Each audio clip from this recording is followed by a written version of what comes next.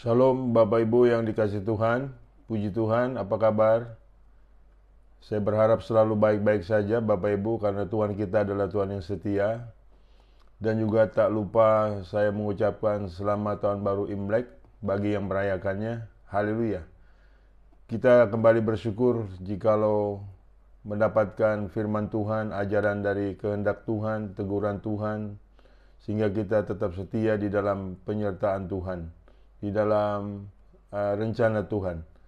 Bapak Ibu yang dikasihi Tuhan, sebelum saya berkhotbah lebih lanjut, kita berdoa terlebih dahulu. Terpujilah namamu, Allah Bapa yang kami sembah. Di dalam nama Tuhan Yesus, kami mengucap syukur atas segala-galanya yang Tuhan berikan bagi setiap kami.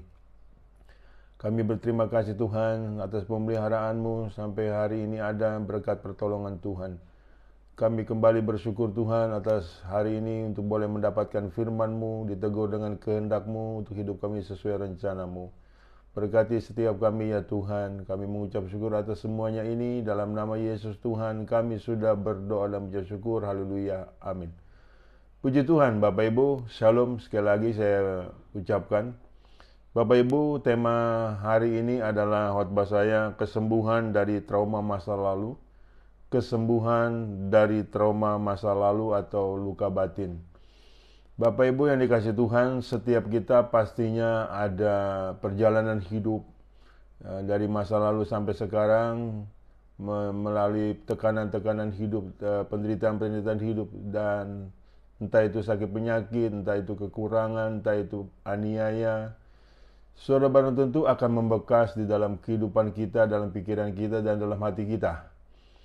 Dan bahkan saudaraku memunculkan trauma-trauma yang membuat kehidupan ini sepertinya tidak ada artinya apabila tekanan hidup itu terlalu berat Bapak Ibu, sehingga bisa memunculkan keputusasaan. Saudara yang dikasihi Tuhan, sebagai orang Kristen sudah barang tentu kita harus bersikap mengatasi hal ini. Sebab jikalau kita tidak bersikap mengatasi hal tersebut Bapak Ibu, kita akan kalah. Hidup kita akan murung, hidup kita akan terus menderita dalam arti tekanan batin, dan bukan tidak mungkin akan memunculkan keputusasaan. Ada kabar baik dari firman Tuhan Bapak Ibu supaya kita mengerti dan kita bisa sembuh dari trauma ini, dari trauma-trauma kehidupan kita, sehingga kita hidup ke depannya selalu mempermuliakan Tuhan. Yang pertama Bapak Ibu, setiap kita harus percaya bahwa kita tidak bisa memilih. Kita tidak bisa memilih, artinya begini. Kita tidak bisa memilih dilahirkan menjadi anak siapa, kenapa kita ada di dunia ini, dan mengapa kita bisa ada kejadian-kejadian yang kita alami, sebagaimana sepertinya Tuhan tidak menolong. Tidak demikian keadaannya Bapak Ibu. Kita ada firman Tuhan Bapak Ibu, seperti juga yang dialami Ayub. Kita lihat Ayub pasal 3 ayat 1 sampai 13 Bapak Ibu. Ayub pasal 3 ayat 1 sampai 13. Sesudah itu Ayub membuka mulutnya dan mengutuki hari kelahirannya.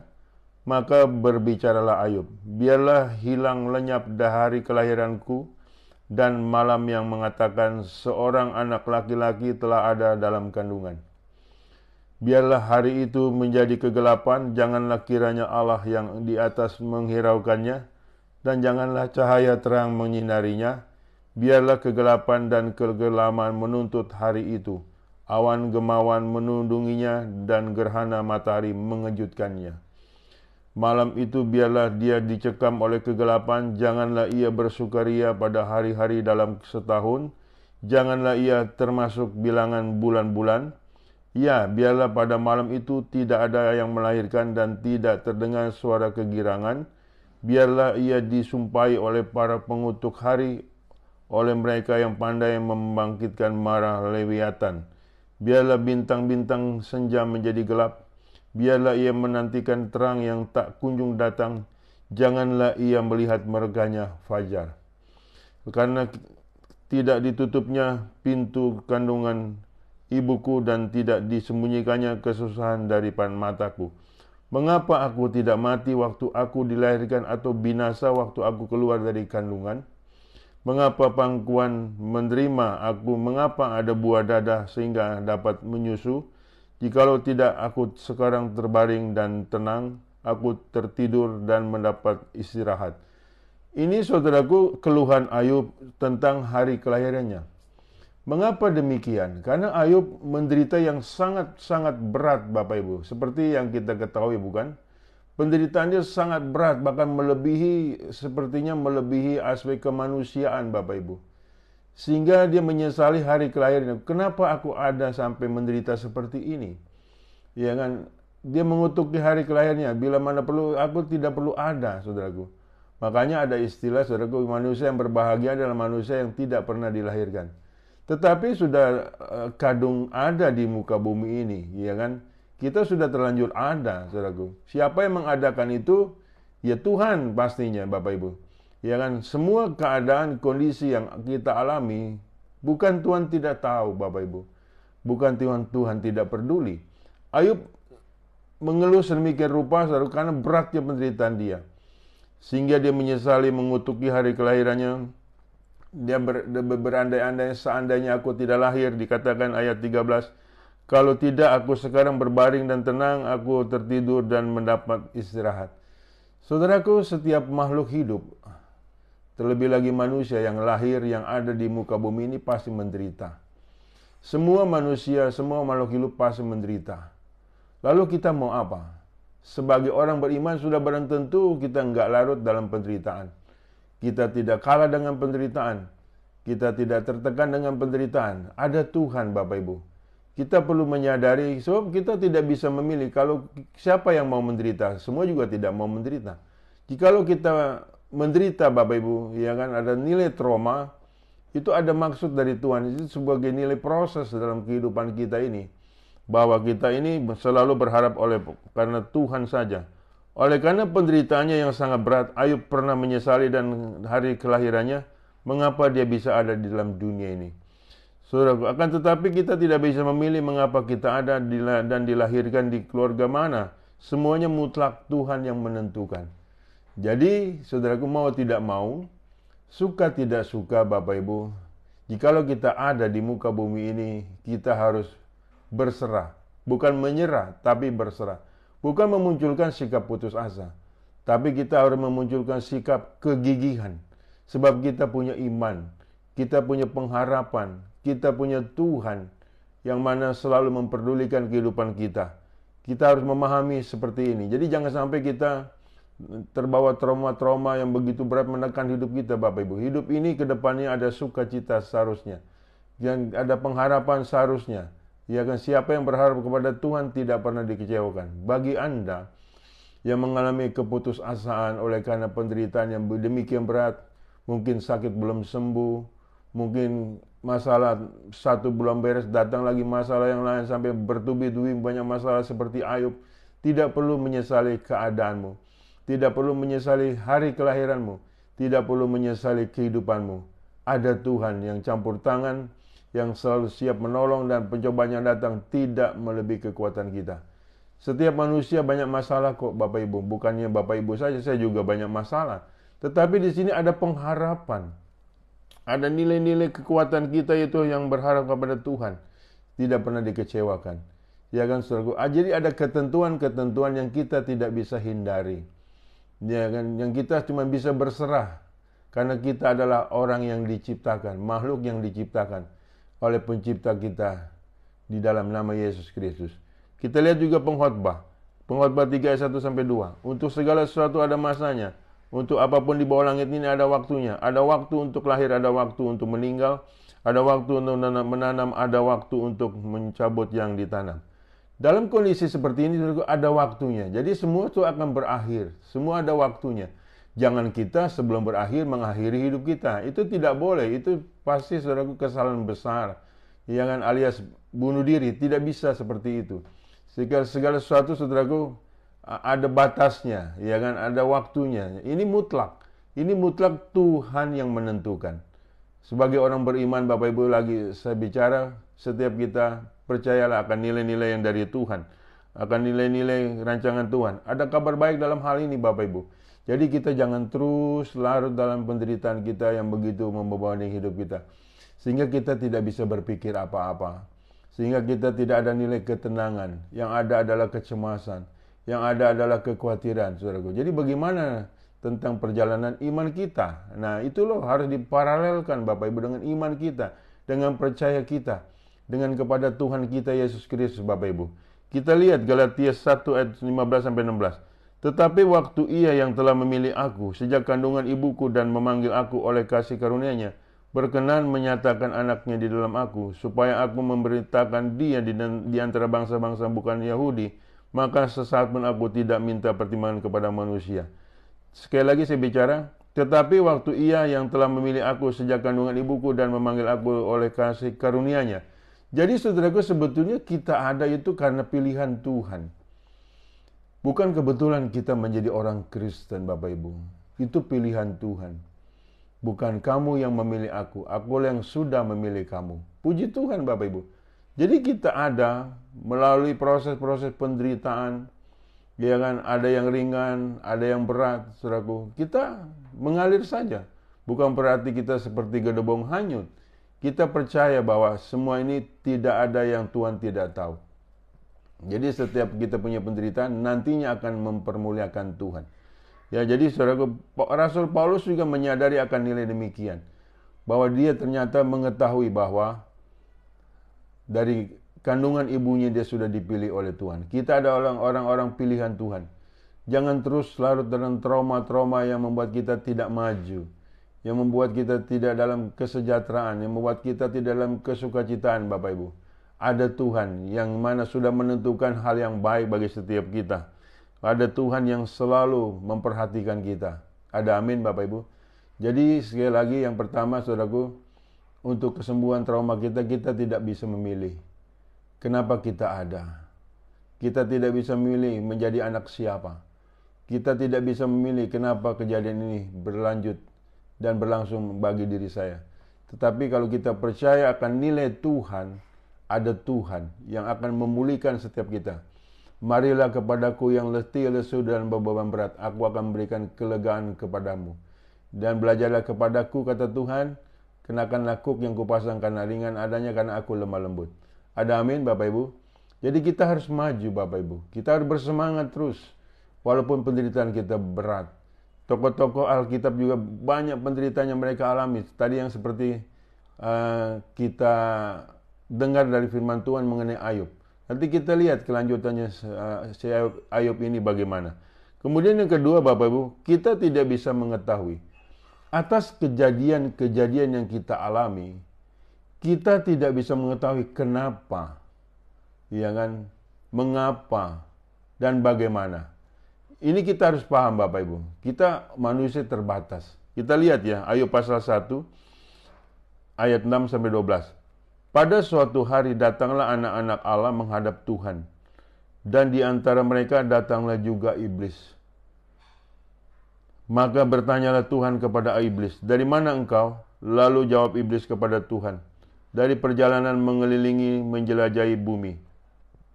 Lalu bertanyalah Tuhan kepada iblis, apakah engkau memperhatikan hambaku Ayub? Sebab tiada seorang pun di bumi seperti dia, yang demikian saleh dan jujur, yang takut akan Allah dan menjauhi kejahatan. Lalu jawab iblis kepada Tuhan, apakah dengan tidak mendapat apa-apa Ayub takut akan Allah? Bukankah engkau yang membuat pagar sekeliling dia dan rumahnya serta segala yang dimilikinya? Apa yang dikerjakannya telah kau berkati, dan apa yang dimilikinya makin bertambah di negeri itu? Tetapi ulurkanlah tanganmu dan jamahlah segala yang dipunyainya. Ia pasti mengutuki engkau di hadapanmu. Maka firman Tuhan kepada iblis, segala yang dipunyainya ada dalam kuasamu, hanya janganlah engkau mengulurkan tanganmu terhadap dirinya. Kemudian pergilah iblis dari hadapan Tuhan. Saudara, kejadian yang Ayub alami, dia tidak tahu Bapak Ibu, ada peristiwa antara Tuhan dengan iblis.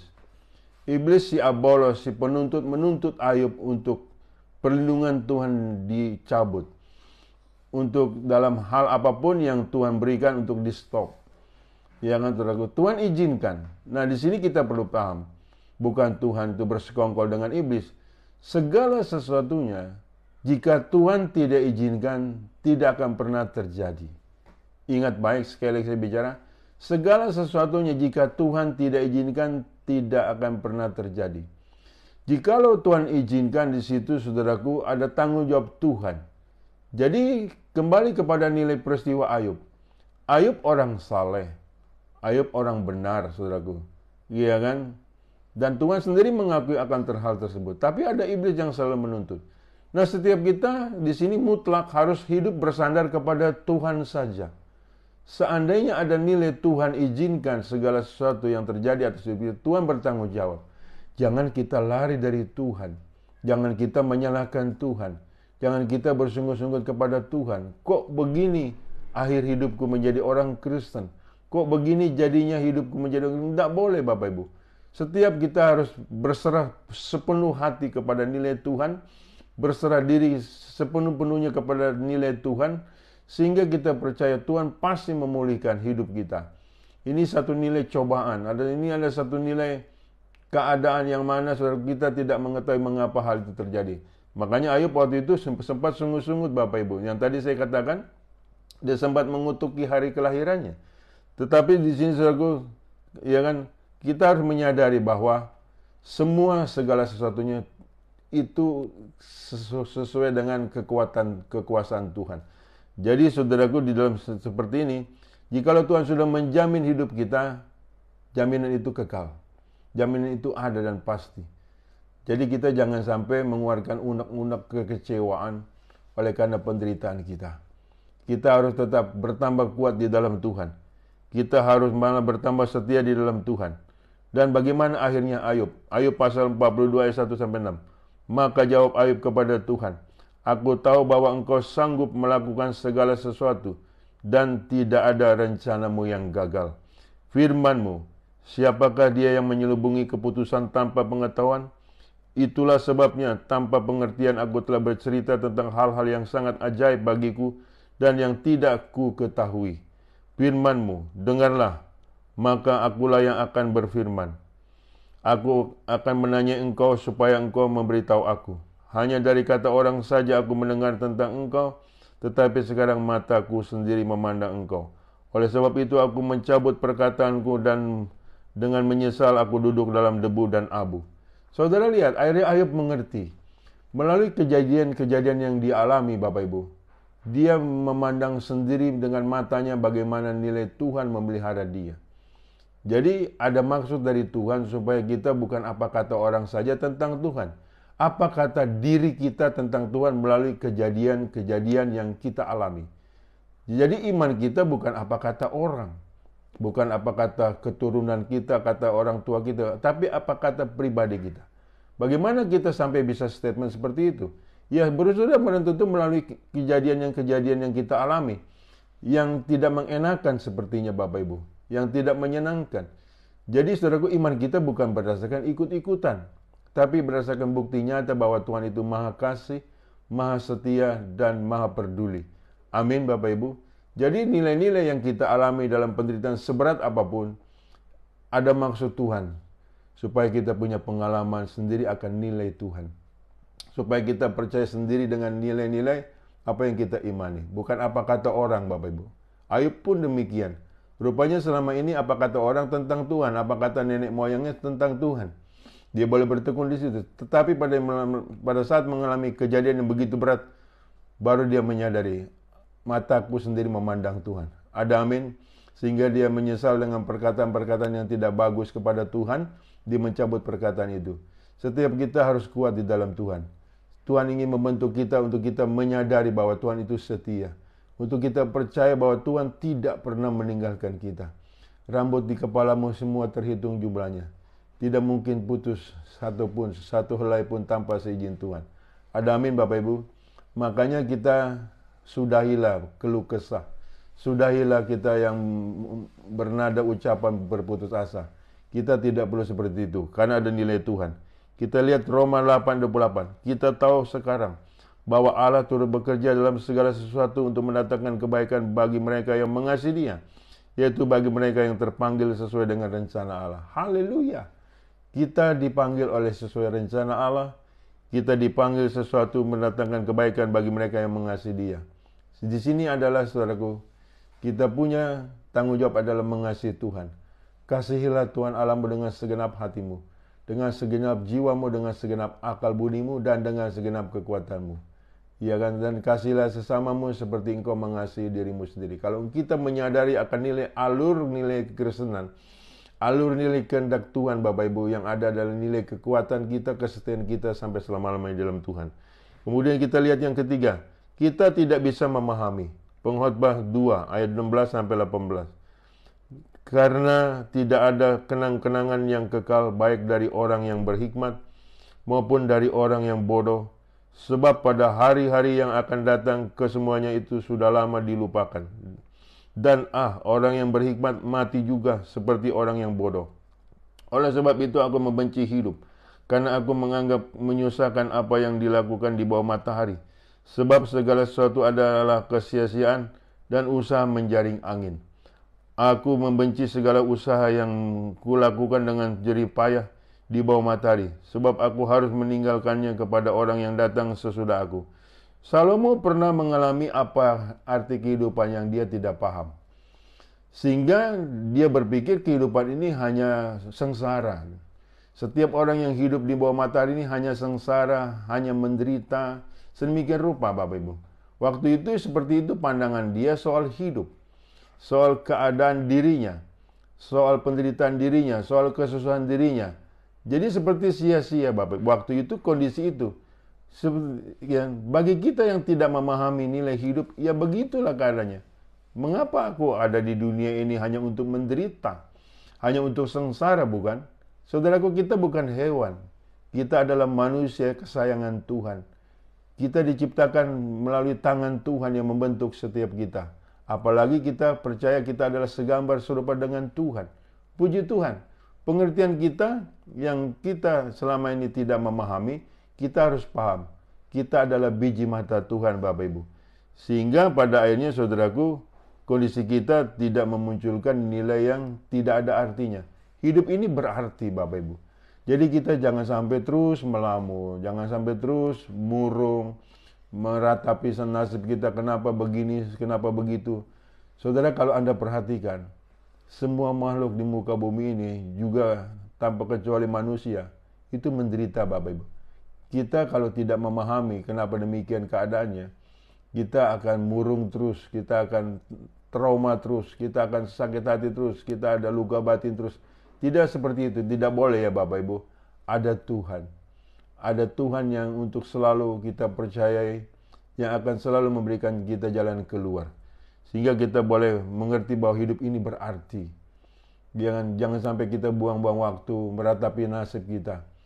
Hari demi hari berharga Bapak Ibu. Kita harus mengerjakan hal yang baik, hal yang benar, sesuai dengan kehendak Tuhan. Sebab kita sudah beriman kepada nilai Kristus. Sebagai orang beriman, dari hidupnya Bapak Ibu, dari mulai lahir hidupnya sampai matinya itu harus melakukan kehendak Tuhan. Jangan kita tunda melakukan kehendak Tuhan. Jangan kita tunda melakukan nilai-nilai kebaikan yang Tuhan perintahkan. Yakobus 4 ayat 17. Jika engkau tahu berbuat baik, engkau tidak melakukannya, engkau berdosa. Masakan kita hidup tidak mau ada artinya? Harus berarti. Berarti bagi diri sendiri, berarti juga bagi orang lain. Dan kita harus menjadi terang dan menjadi garam. Amin, saudaraku. Jangan kita murung terus ya Bapak Ibu, harus ada semangat, harus ada sukacita. Karena di dalam diri kita ada Roh Kudus, Roh yang selalu memberikan sukacita dan Roh yang tidak pernah memberikan nilai ketakutan. Ada amin Bapak Ibu. Jadi jangan putus asa. Bangkitkan imanmu, bangkitkan pengharapanmu. Ada Tuhan yang selalu menyertai Bapak Ibu. Ya kan, pandanglah sekelilingmu, ya kan saudaraku, untuk engkau berarti bagi mereka. Untuk mereka menerima keselamatan dari Kristus oleh karena kehidupan kita yang selalu bersemangat. Saudaraku, Wahyu 14 ayat 13. Dan aku mendengar suara dari sorga berkata, tuliskanlah, berbahagialah orang-orang mati yang mati dalam Tuhan sejak sekarang ini. Sungguh kata Roh, supaya mereka boleh beristirahat dari jerih lelah mereka, karena segala perbuatan mereka menyertai mereka. Puji Tuhan. Jadi kita punya hidup sampai matinya itu berharga di mata Tuhan. Ada amin? Kita harus percaya dengan ini. Kalau Tuhan menghargai hidup kita, kalau kita berharga di mata Tuhan Bapak Ibu, masakan kita tidak menghargai kehidupan kita? Selama ada nafas kehidupan Bapak Ibu, kita sangat berharga di hadapan Tuhan. Amin. Wahyu 21 ayat 1-8. Lalu aku melihat langit yang baru dan bumi yang baru. Sebab langit yang pertama dan bumi yang pertama telah berlalu, dan laut pun tidak ada lagi. Dan aku melihat kota yang kudus, Yerusalem yang baru, turun dari sorga dari Allah yang berhias bagaikan pengantin perempuan yang berdandan untuk suaminya. Lalu aku mendengar suara yang nyaring dan dari tahta itu berkata, lihatlah, kemah Allah ada di tengah-tengah manusia, dan ia akan diam bersama-sama dengan mereka. Mereka akan menjadi umatnya dan ia akan menjadi Allah mereka. Dan ia akan menghapus segala air mata dari mata mereka, dan maut tidak akan ada lagi. Tidak ada lagi perkabungan atau ratap tangis atau duka cita, sebab segala sesuatu yang lama itu telah berlalu. Ia yang duduk di atas tahta itu berkata, lihatlah, aku menjadikan segala sesuatu baru. Dan firman-Nya, tuliskanlah karena segala perkataan ini adalah tepat dan benar. Firman-Nya lagi kepadaku, semuanya telah terjadi. Aku adalah Alfa dan Omega, yang awal dan yang akhir. Orang yang haus akan kuberi minum dengan cuma-cuma dari mata air kehidupan. Barang siapa menang, ia akan memperoleh kesemuanya ini, dan aku akan menjadikan Allahnya, dan aku akan menjadi Allahnya, dan ia akan menjadi anak-anakku. Tetapi orang penakut, orang-orang yang tidak percaya, orang-orang keji, orang-orang pembunuh, orang-orang sundal, tukang-tukang sihir, penyembah-penyembah berhala, dan semua pendusta, mereka akan mendapat bagian mereka di dalam lautan yang menyala-nyala oleh api dan belerang. Inilah kematian yang kedua. Saudaraku, puji Tuhan, setiap kita, apa yang kita alami, yang kita derita di muka bumi akan berakhir. Itu eskatologinya. Itu dalam arti kekekalannya. Dan kitab Wahyu ini adalah kitab terakhir dalam Alkitab. Setiap kita, saudaraku, percayalah bahwa ini kita akan alami. Yaitu kita tidak lagi ada penderitaan, tidak lagi ada air mata, tidak ada lagi kedukaan. Setiap kita harus menuju ke arah tersebut. Jangan dibandingkan nilai apa yang kita dapat dengan penderitaan yang kita alami tidak seberapa. Sebab Rasul Paulus juga pernah menyatakan hal tersebut. Dibandingkan penderitaan yang dia alami dengan upah yang Tuhan berikan tidak seberapa, Bapak Ibu. Jadi saudaraku, jangan memunculkan nilai trauma lagi. Ada amin, saudaraku. Ya kan, perjalanan hidup kita walaupun kita begitu menderitanya, ada satu capaian yang kita tuju, yaitu nilai-nilai kemuliaan di dalam Kristus Yesus. Ada amin, Bapak Ibu. Jadi kita bukannya hidup tanpa arah, bukannya hidup tanpa makna, bukannya hidup tanpa tujuan. Kita sudah tahu, kita sudah mengerti akan nilai hidup ini sangat bermakna di hadapan Tuhan. Ya kan, saudara, kita sangat berharga di hadapan Tuhan, siapapun kita. Amin. Jangan lagi ada putus asa, jangan ada lagi kekecewaan, jangan ada lagi kepahitan, jangan ada lagi luka-luka batin. Pokoknya apapun yang kita alami, pasti Tuhan pulihkan. Kalau kita percaya, kalau kita beriman di situ, pemulihan pasti terjadi, saudaraku. Karena Tuhan tidak pernah melalaikan janjinya. Kemudian kita lihat yang keempat, kita tidak bisa menentukan. Amsal 16 ayat 9. Hati manusia memikir-mikirkan jalannya, tetapi Tuhanlah yang menentukan arah langkahnya. Jadi saudaraku, kita tidak bisa menentukan. Yang menentukan itu Tuhan. Jadi walaupun kita ada mereka-reka hal yang kita inginkan, jikalau tidak kesampaian, Bapak Ibu, jangan kita menderita di situ. Semua Tuhan yang menentukan. Karena semua yang dari Tuhan itu baik adanya, bahkan lebih baik dari apa yang kita canangkan. Ada amin. Jikalau kita hidup seperti itu, Bapak Ibu, seperti pengertian yang benar ini, kita akan sukacita, Bapak Ibu. Kita mau A, Tuhan kasih B, kita terima. Makanya kita harus pandai mengucap syukur dalam segala hal. Ada amin, Bapak Ibu. Jangan bawa karapnya kita, Bapak Ibu. Jadi di sini kita tidak bisa menentukan. Yang menentukan adalah Tuhan. Adalah yang lebih baik dari apa yang kita inginkan. Lebih hebat, lebih luar biasa dari apa yang kita kehendaki. Ada amin, Bapak Ibu. Jadi hidup ini jangan sampai ada protes-protes. Jangan sampai ada nilai-nilai kekecewaan. Tidak boleh, Bapak Ibu. Yeremia 10 ayat 23. Aku tahu ya Tuhan, bahwa manusia tidak berkuasa untuk menentukan jalannya, dan orang yang berjalan tidak berkuasa untuk menetapkan langkahnya. Jadi manusia itu terbatas, Bapak Ibu. Ya kan, saudaraku, Tuhanlah yang tiada batas. Puji Tuhan, kita punya Tuhan yang sangat maha kuasa, yang sangat mengasihi setiap kita. Kita adalah orang yang disayang Tuhan, Bapak Ibu. Ya kan, kita adalah orang-orang yang dipilih Tuhan. yang untuk diselamatkan. Jadi setiap kita berbeda dengan orang yang tidak bertuhan dalam menghadapi penderitaan ini, dalam menghadapi masalah ini, dalam menghadapi tekanan hidup. Kita ada Tuhan yang pasti membela kita, yang pasti menolong kita, karena Tuhanlah yang menolong setiap kita, yang menentukan bagi setiap kita adalah sudah barang tentu hal yang baik, hal yang benar, hal yang luar biasa. Efesus 1 ayat 3-10. Terpujilah Allah dan Bapa Tuhan kita Yesus Kristus, yang dalam Kristus telah mengaruniakan kepada kita segala berkat rohani di dalam sorga. Sebab di dalam Dia Allah telah memilih kita sebelum dunia dijadikan, supaya kita kudus dan tak bercacat di hadapannya. Dalam kasih Ia telah menentukan kita dari semula oleh Yesus Kristus untuk menjadi anak-anaknya sesuai dengan kerelaan kehendak-Nya, supaya terpujilah kasih karunia-Nya yang mulia yang dikaruniakannya kepada kita di dalam Dia yang dikasihinya. Sebab di dalam Dia dan oleh darah-Nya kita beroleh penebusan, yaitu pengampunan dosa menurut kekayaan kasih karunia-Nya yang dilimpahkannya kepada kita dalam segala hikmat dan pengertian. Sebab Ia telah menyatakan rahasia kehendak-Nya kepada kita sesuai dengan rencana kerelaannya, yaitu rencana kerelaan yang dari semula telah ditetapkannya di dalam Kristus, sebagai persiapan penggenapan waktu untuk mempersatukan di dalam Kristus sebagai kepala segala sesuatu, baik yang di surga maupun yang di bumi. Puji Tuhan Bapak Ibu, satu hal yang sangat luar biasa. Kita sudah ditentukan dari semula dan menjadi bagaimana? Oleh Tuhan Yesus Kristus. Ada amin? Itulah nilai alur kehidupan kita. Jadi kalau kita bandingkan dengan penderitaan kita Bapak Ibu, ternyata penderitaan kita adalah untuk mempermuliakan Tuhan. Ingat baik, rancangan Tuhan tidak ada yang gagal. Amin saudaraku. Rancangan Tuhan selalu tepat dan selalu luar biasa. Jadi kita tidak pernah harus menderita dalam artian kita putus asa. Tidak boleh. Jangan dibalik penderitaan kita, mungkin ada keluhan. Pak, penderitaan saya sangat berat Pak. Ada kekuatan Tuhan.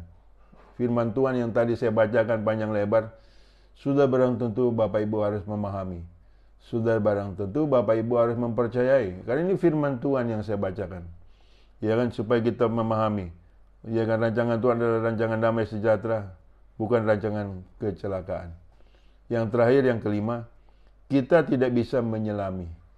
Di dalam Pengkhotbah 3 ayat 11-15. Ia membuat segala sesuatu indah pada waktunya. Bahkan Ia memberikan kekekalan dalam hati mereka, tetapi manusia tidak dapat menyelami pekerjaan yang dilakukan Allah dari awal sampai akhir. Aku tahu bahwa untuk mereka tak ada yang lebih baik daripada bersuka-suka dan menikmati kesenangan dalam hidup mereka, dan bahwa setiap orang dapat makan, minum, dan menikmati kesenangan dalam segala jerih payahnya. Itu juga adalah pemberian Allah. Aku tahu bahwa segala sesuatu yang dilakukan Allah akan tetap ada untuk selama-lamanya. Itu tak dapat ditambah dan tak dapat dikurangi. Allah berbuat demikian supaya manusia takut akan Dia. Yang sekarang ada dulu sudah ada, dan yang akan ada sudah lama ada, dan Allah mencari yang sudah lalu. Ini juga nilai pengertian yang sangat setelah mengerti bahwa Bapak Ibu, yaitu pengkhotbah. Akhirnya pengkhotbah ini mengerti segala sesuatu indah pada waktunya. Bahkan Ia memberikan kekekalan dalam hati mereka. Haleluya Bapak Ibu. Jadi segala sesuatu indah bagi mereka. Kita bicara kekekalan Bapak, itu yang kita harus pertahankan. Hal-hal yang kita menderita di muka bumi itu sementara. Nanti akan lenyap, akan diganti dengan sukacita. Amin Bapak Ibu. Ada waktunya kok. Tadi kan saya bilang ada firman Tuhan. Ada waktu lahir, ada waktu meninggal. Ada waktunya. Dalam kurun waktu hidup ini Bapak Ibu, bersabarlah. Tuhan pasti memulihkan setiap kita. Tuhan pasti menolong kita. Tuhan pasti, saudaraku, kondisinya, saudaraku, akan menolong kita dan selama-lamanya selalu ada bersama dengan kita. Kita lihat Pengkhotbah 8 ayat 16-17. Ketika aku memberi perhatianku untuk memahami hikmat dan melihat kegiatan yang dilakukan orang di dunia tanpa mengantuk siang malam, maka nyatalah kepadaku bahwa manusia tidak dapat menyelami segala pekerjaan Allah yang dilakukannya di bawah matahari. Bagaimanapun juga manusia berlelah-lelah mencarinya, ia tidak akan menyelaminya, walaupun orang yang berhikmat mengatakan bahwa ia mengetahuinya, namun ia tidak dapat menyelaminya. Kita hanya sebatas tahu, tetapi kenapa begitu kita tidak bisa menyelami akan rancangan Tuhan, Bapak, akan rencana Tuhan. Tuhan membentuk kita melalui proses-proses yang ada yang kita alami. Jadi kita hanya percaya bahwa segala sesuatunya tidak ada yang Tuhan tidak tahu. Segala sesuatunya tidak mungkin terjadi tanpa seizin Tuhan. Amin, saudaraku. Semuanya seizin Tuhan. Ada maksud baik dalam hal nilai penderitaan kita. Ada maksud luar biasa dalam hal nilai penderitaan kita. Jadi kita tidak perlu menyesali akan kenapa kita ada di muka bumi ini. Kenapa kita hidup di muka bumi ini. Jangan kita sesali. Semua itu, saudaraku, ada. Kita nggak bisa menyelami. Yang kita cuma bisa tahu, tapi kita nggak bisa menyelami. Jadi setiap orang yang percaya kepada nilai Tuhan tetap berpegang teguh kepada nilai Tuhan tersebut, yang adalah kekekalan, yang adalah kemuliaan dari Kristus Yesus. Amin, saudaraku. Saya berharap firman Tuhan ini tidak sia-sia. Jikalau Bapak Ibu menyia-nyiakan firman Tuhan ini, Anda akan rugi besar. Jadi kesembuhan trauma bagi masa lalu kita itu, saudaraku, adalah kita mengerti, kita mengetahui ada nilai Tuhan yang Tuhan sudah kerja, yang Tuhan sedang kerjakan bagi kehidupan kita. Ada amin? Iya kan, Bapak Ibu? Dan saya tetap berharap berdoa bagi Bapak Ibu baik-baik saja, dan ada nilai kekuatan Tuhan yang selalu melindungi Bapak Ibu sekalian. Saya berdoa, terpujilah namamu Bapa Surgawi yang kami kenal dalam nama Yesus Kristus adalah Allah yang setia. Penderitaan-penderitaan yang kami alami, Tuhan, ada maksud dari Tuhan. Kami tidak bisa menyelami, tapi kami sebagai orang beriman percaya hal itu mendatangkan nilai kebaikan bagi setiap kami, bukan nilai keburukan. Mendatangkan nilai kebaikan bagi setiap kami, bukan nilai-nilai hal yang tidak baik. Terima kasih ya Bapa atas firman-Mu, dan boleh kami disembuhkan dalam hal trauma-trauma yang masa lalu, trauma-trauma yang kami alami sampai saat ini. Sehingga kami memperoleh kekuatan, kepastian. Di dalam Yesus Kristus ada jalan keluar. Di dalam Yesus Kristus ada kesetiaan Tuhan menolong kami. Di dalam Yesus Kristus ada perlindungan Tuhan yang menguatkan kami. Terima kasih ya Bapa, berkati dimanapun jemaat-Mu berada. Dalam nama Yesus aku sudah berdoa dan bersyukur. Haleluya. Amin. Bapak Ibu yang dikasih Tuhan, terimalah berkat dari Allah Bapa. Di dalam cinta kasih Tuhan kita Yesus Kristus, di dalam persekutuan dengan Roh Kudus yang selalu menyertai kita mulai dari saat ini sampai Maranatha. Tuhan datang kali yang kedua menyebut kita dalam kemuliaan-Nya, dan kita pun layak menerima kemuliaan Tuhan dari kekal sampai kekal. Haleluya. Amin.